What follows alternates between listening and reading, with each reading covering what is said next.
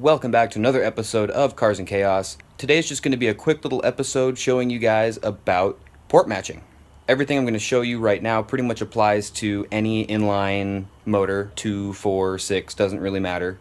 V8s are a little bit different for port matching because there's more variables that I'll get into later. But today is just going to be a quick little episode showing you guys how to port match, how to do it right, some of the wrong ways you can do it, and the basics behind how it works and all of that.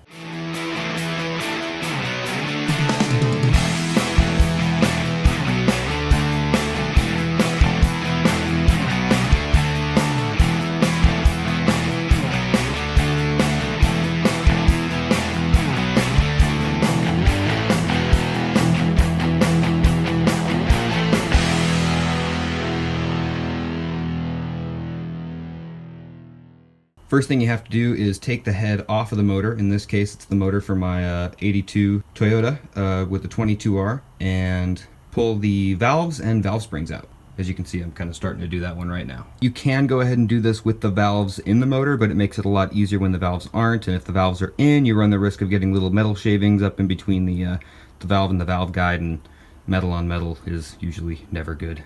Pulling the valves is super easy. Just pick up one of these little valve spring compressors. I got mine at Harbor Freight for about 12 bucks. And you're just gonna slip this onto the spring. Just like that. Kinda make sure it's on there nice and tight. And just start pushing it down.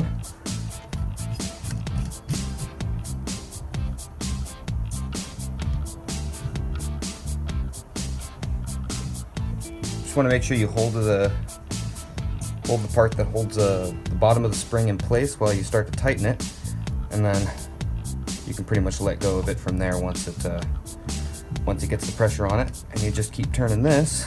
Just want to push it down a good amount. It gets a little more difficult as you go down. Okay, now the spring's almost all the way compressed, and sometimes what you might have to do is flip the head over and just push on the valve a little bit. There you go. Now the keepers come out of there. There's one. And then it can be a little bit difficult to get the other one out, but what I'll do is I'll push it back up, trying to line it again, and then just use like little needle nose or something to get in there. You just kind of want to be delicate with it. You just don't want to scratch it up or anything, you know. It's a tricky one. Get your needle nose in there. And then you can pull the seat out, just like that. Set your keepers and everything off to the side. Get that spring out. Put the spring off to the side with your keepers as well. And then just do that for all the rest of the valves. Once you've taken all the valves out, you can go ahead and start rough sanding in the port. You're not going to really be changing anything in the port, but right back there, that sort of crap, sort of a casting, I wouldn't say casting defect or flaw, but just, you know, something you don't want blocking your airflow. You're just going to go ahead and start removing that with your sander. After you've gone through with a little carbide cutting tip and just kind of going in there and just lightly cleaning up any of the surface imperfections, you know, just making sure that it's all nice and clean. Then what you're going to go do is hit it with some kind of little sanding wheel like this, just to knock down the rest of that surface in there.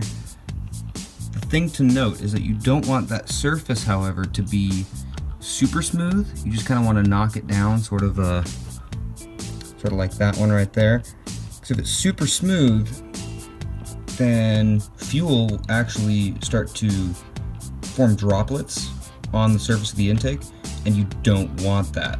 The rough bumps sort of give it a little bit of turbulence around the edges to keep the fuel atomized, sort of like a golf ball effect. You want it to be smooth and clean, but not super smooth.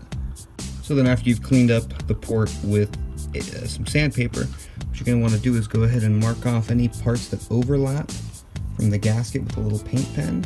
You can see I've kind of done that there. When we push the gasket down all the way, you can see that that's the extra amount of material that we need to remove to get it to match perfectly with the gasket, and then we'll match the gasket to the intake manifold and it'll be one straight shot all the way through.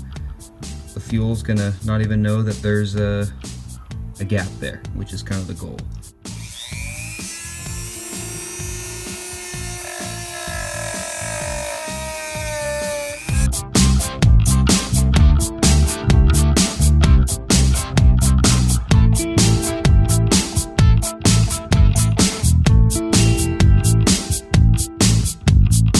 Alright, so you can see the areas where I've sort of taken down the edges. We've got right here, and then just kind of see it all over, went down there. And yeah, I just went around and just took out all of the spots that had paint on them, and then cleaned them up and just sort of blended them back a little bit, about a 1/4 inch, 1/2 inch. Didn't really need too much, so I didn't have to blend it too much. As you can see with the gasket in place, the port lines up pretty much perfect. I wasn't really sure what this whole thing is about, but all the gaskets seem to have that, so I'm not going to try and go through and cut that out, because again, we're not trying to port this thing. We're just cleaning up the casting, getting the ports to match a little bit. So there you can see that's nice and clean, and everything should fit together perfect.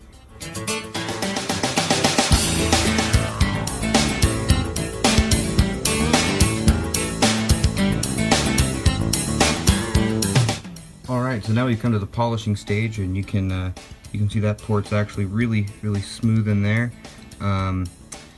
It's a bit dark because it has the polishing compound still on there. I gotta wipe some of it off.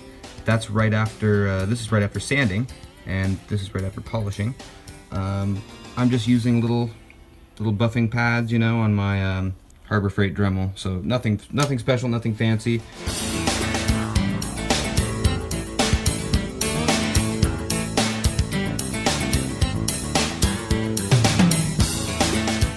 Once your head's been machined, you're basically just going to want to go ahead and start throwing the valve in.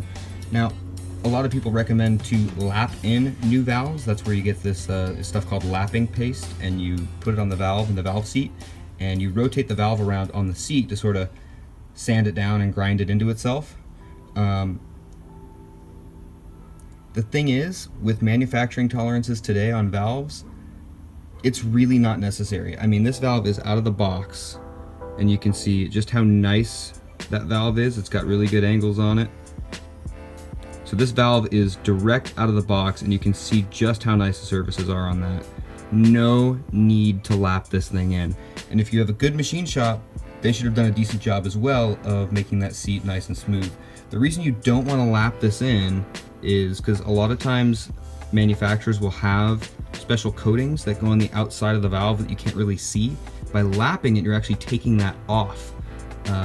And like I said, the manufacturing tolerances are so much better than they used to be, and to be honest, they're better than what you can get with lapping it. Lapping the valve in might actually make things worse. So check with whoever makes your valves if they recommend not to lap them in because of a coating, and just make sure that your seat is nice and smooth, and you shouldn't have to lap them in unless they're a set of used valves, in which case go ahead and lap them. The next thing you need to do is oil the valve stem, and instead of getting your fingers all covered in oil and missing spots or whatever, just go ahead and get a little quart of oil like this, put a little bit in the bottom, put the valve in, and just give it a couple of turns upside down like that. And as you can see, valve stem is perfectly coated in oil. Let it drip for a second, and then just go ahead and drop it right in. Next thing you're going to want to do is just kind of use your finger and just check to make sure that the valve is nice and smooth. If there's no rough spots on it, in which case I don't think it could be any better than that. Alright, so you're going to grab your valve, bottom out your spring compressor, get the top of the valve, the top of the compressor, find the lowest point on the spring that the spring compressor will fit into. You don't want to put it on the bottom because then you're going to have a hell of a time trying to get this thing off and get everything where it needs to go. So find the lowest point. For me, that's right about there. Okay? And then just hold it down. Make sure you hold these things in until you get tension on the spring, because it might want to throw these little grabbers out, and just start compressing the valve. You want to try and compress the valve pretty much all the way that it'll go. It just makes life a lot easier for you in the long run. You're going to fit it over the spring, being careful not to knock the valve out of place there. You're going to take the keeper and you're going to take the smaller end of your valve keeper, and what I like to do is I'll pull the spring all the way forward to give myself the biggest gap, and then you just slide that in. And then what I'll do is I'll pull up on the valve spring and get that keeper set where it's going to be, and then I'll just move the spring down. Now the keeper is there, and now that's out of the way, and now I have an even bigger gap to fit the other one in. Now that that's in, pull up on them, shake them a little bit, make sure they're seated where they need to be, and then just, while keeping pressure on the top of the valve by pulling up on the valve spring compressor, start to loosen it. You want to make sure you keep pressure on that, so that way the keepers don't fall out or unseat themselves or whatever might happen. Completely get the spring compressor off of the spring, okay? Now what might happen, depending on what compressor you use and how big the springs are and all that, is that the springs might catch the spring compressor a little bit. Not too big of a deal, just kind of rotate them a little bit, give them a little bit of a shake, and they should pop right off. Then you want to check, go around the edge, just to make sure that the spring has seated fully where it needs to be. Sometimes with these compressors, they have a tendency to shift it to the side, and so it'll kind of be off over here a little bit. Isn't a big deal. You just get a screwdriver and just carefully kind of pry it, just like that. And it just pops it right in where it needs to go, and there you have it.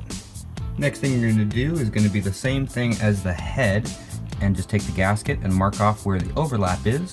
As you can see, I've already kind of taken down this spot right there. There's just a little bit of white paint left to go on the grinding, but I've done it with this one. You can kind of see where I've ground down, and yeah, so just like this, you're just going to want to grind the edges down and then sort of blend it back just a little bit. I got to blend all of these just a little bit more, but that's all you got to do.